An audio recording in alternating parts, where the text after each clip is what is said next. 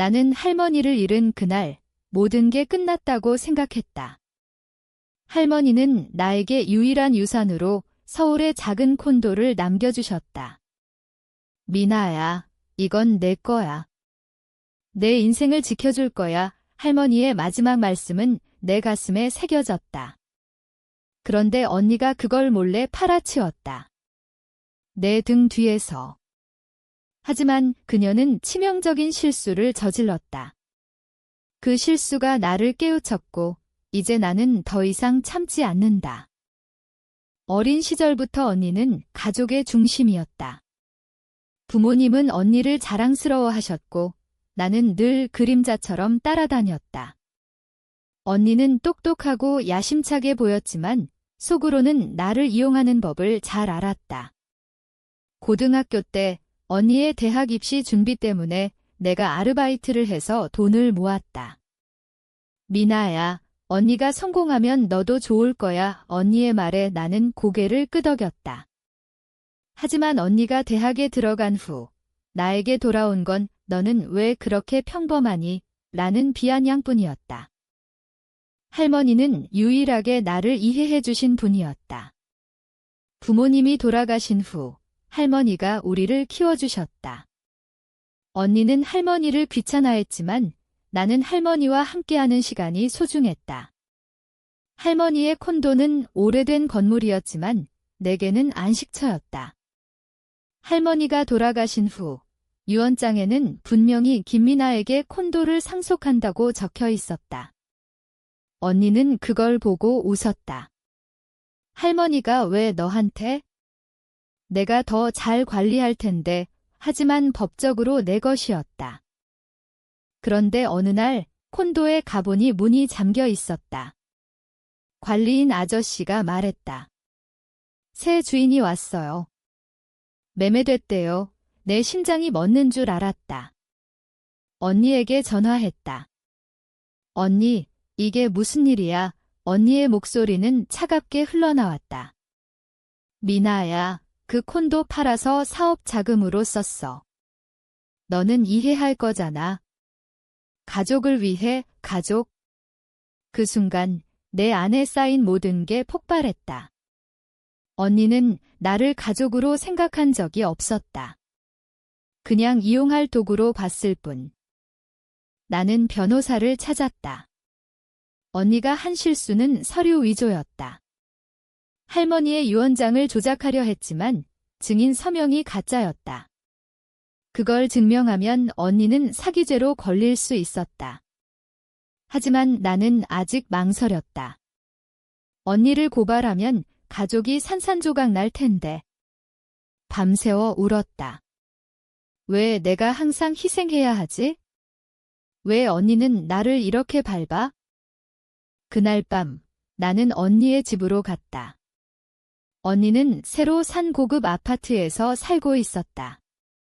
콘도 팔아본 돈으로 산 거였다. 문을 열자 언니가 웃으며 맞이했다. 미나 왔어. 밥 먹자. 나는 참을 수 없었다. 언니, 왜 그랬어? 그 콘도는 내 거였어. 언니의 표정이 변했다. 야, 너는 왜 그렇게 소심해? 그 돈으로 내가 사업 성공하면 너도 나눠줄게. 나눠준다고?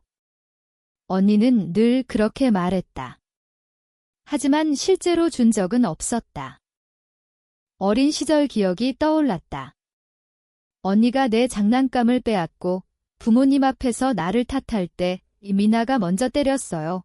부모님은 언니를 믿었다. 나는 울면서도 참았다. 할머니만이 미나야, 내가 착해서 그래? 하지만 착함이 약점이 되지 마, 라고 하셨다. 이제 그 말이 가슴을 찔렀다. 변호사와 상담 후 나는 증거를 모았다. 언니가 위조한 서류, 은행 기록. 언니는 나를 과소평가했다. 내가 조용히 있을 거라 생각한 모양이다. 하지만 나는 더 이상 그럴 수 없었다. 가슴이 터질 듯 아팠다.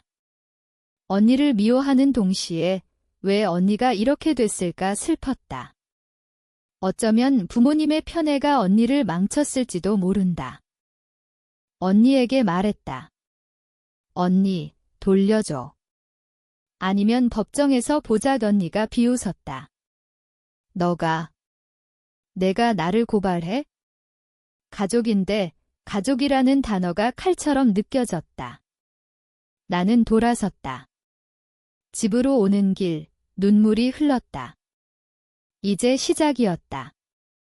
언니의 실수가 나를 자유롭게 할 열쇠였다. 다음 날 경찰에 신고했다. 언니는 체포됐다. 뉴스에 나왔다. 자매간 유산 분쟁, 위조 혐의. 언니의 사업은 망했다. 투자자들이 빠져나갔다. 언니는 울면서 전화했다. 미나야, 미안해. 제발 용서해. 하지만 나는 대답했다. 언니, 이제 늦었어. 그 말에 언니의 목소리가 떨렸다. 언니의 재판이 시작됐다. 법정에서 언니는 눈물을 흘리며 변명했다. 동생을 위해 한 거예요. 가족을 생각해서. 판사는 고개를 저었다. 증거가 명백했다. 언니는 유죄 판결을 받았다. 집행유예였지만 사회적 낙인이 컸다. 언니의 친구들은 멀어졌고 남편마저 이혼을 요구했다. 나는 콘도를 되찾았다. 하지만 기쁘지 않았다. 빈 콘도에 앉아 할머니를 생각했다. 할머니, 제가 잘한 건가요? 할머니의 사진이 미소 짓는 듯 했다. 언니의 실수는 단순한 위조가 아니었다. 나를 무시한 태도, 그게 치명적이었다. 만약 언니가 솔직히 말했더라면 어쩌면 나눠줄 수도 있었다. 하지만 배신은 용서할 수 없었다. 재판 후 언니가 찾아왔다. 미나야, 나 잘못했어. 콘도 돈 일부라도 돌려줄게. 나는 고개를 저었다. 언니, 돈이 문제가 아니야? 신뢰야. 언니의 눈에 후회가 보였다. 하지만 그 후회는 진심일까? 언니는 늘 연기 잘했다. 나는 새 삶을 시작했다. 콘도를 리모델링해 카페로 만들었다. 할머니의 꿈이었다. 손님들이 오고 나는 웃었다. 하지만 밤 언니의 얼굴이 떠올랐다. 왜 우리는 이렇게 됐을까? 혈육인데. 언니는 파산했다. 사업 실패로 빚이 쌓였다. 나에게 도움을 청했다.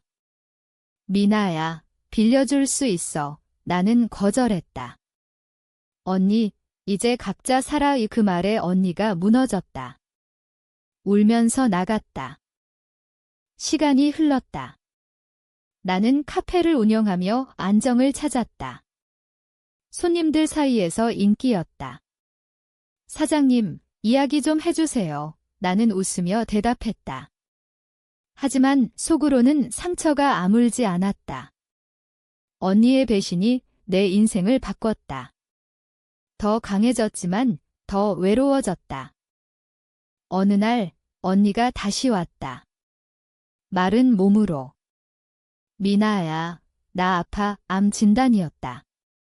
언니의 눈에 공포가 보였다. 도와줄래? 나는 망설였다. 왜 또 나야? 하지만 할머니의 말이 떠올랐다. 가족은 버리지 마. 이 병원비를 도와줬다. 언니는 울었다. 고마워, 미나야. 내가 왜 그랬을까? 치료 중 언니가 털어놨다. 부모님이 나만 사랑해서 너를 미워했어. 미안해. 그 말에 내 가슴이 아팠다. 우리는 피해자였다. 부모님의 편애가 우리를 망쳤다. 언니의 실수는 그 결과였다. 언니는 회복됐다. 하지만 관계는 달라졌다. 우리는 멀어졌다. 각자 살기로 했다. 나는 콘도에서 할머니를 기렸다. 할머니, 이제 괜찮아요. 그런데 언니가 또 실수했다. 회복 후 나를 이용하려 했다. 미나야, 카페 지분 좀 줘. 그 순간 나는 다 끊었다. 언니, 안녕. 얘 문을 닫았다. 이제 나는 자유롭다. 카페는 번창했다. 친구들이 생겼다. 하지만 밤에 혼자 앉아 생각한다. 언니의 배신이 없었다면 나는 여전히 그림자였을까? 그 실수가 나를 깨웠다. 치명적이었지만 나에게는 축복이었다. 언니는 어디서 사는지 모른다. 소문에 따르면 지방으로 내려갔다. 빚쟁이들 피해서. 후회할까? 아마도. 하지만 그건 언니의 몫이다. 나는 할머니의 콘도에서 새 인생을 산다. 창밖 서울 야경을 보며 나는 나답게 산다이라고 중얼거린다. 그게 복수다. 언니가 잃은 건 돈이 아니라 나였다. 어린 시절 언니와 나는 한 방을 썼다. 언니는 항상 내 물건을 뺏었다. 이건 언니 거야. 부모님은 헌니니까 양보해 라고 하셨다. 나는 참았다. 할머니만이 미나야, 내 권리를 지켜라고 하셨다.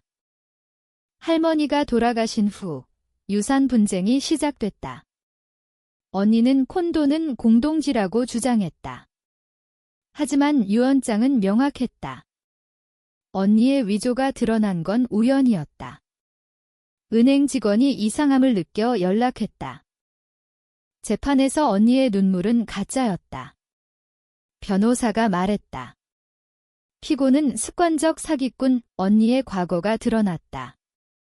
회사에서 횡령한 적도 있었다. 나는 증언했다. 언니는 가족을 이용했어요. 그 말에 법정이 조용해졌다. 언니는 무너졌다.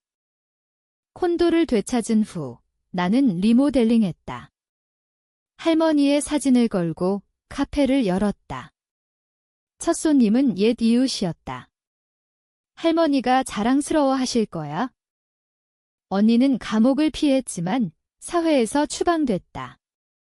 친구들, 지인들 모두 떠났다. 언니의 실수는 나를 자유롭게 했지만 언니를 파괴했다. 언니의 병 소식을 듣고 나는 병원에 갔다. 언니는 약해 보였다. 미나야, 미안해. 내가 왜 그랬을까? 언니의 고백이 이어졌다. 부러웠어. 할머니가 너만 사랑해서. 할머니는 언니를 싫어하지 않으셨다. 그냥 언니가 할머니를 무시했다. 언니의 오해가 모든 걸 망쳤다. 치료비를 내주며 나는 말했다. 이게 마지막이야. 언니는 고개를 끄덕였다. 회복 후 언니는 사라졌다. 편지 한 통 왔다. 고마워. 이제 나 혼자 살아볼게. 나는 카페에서 행복을 찾았다. 손님들의 이야기 듣는 게 즐거웠다. 하지만 가끔 언니 생각에 가슴이 저렸다. 언니의 실수는 우리 자매를 갈라놓았지만 나에게는 성장의 계기였다. 이제 나는 강하다.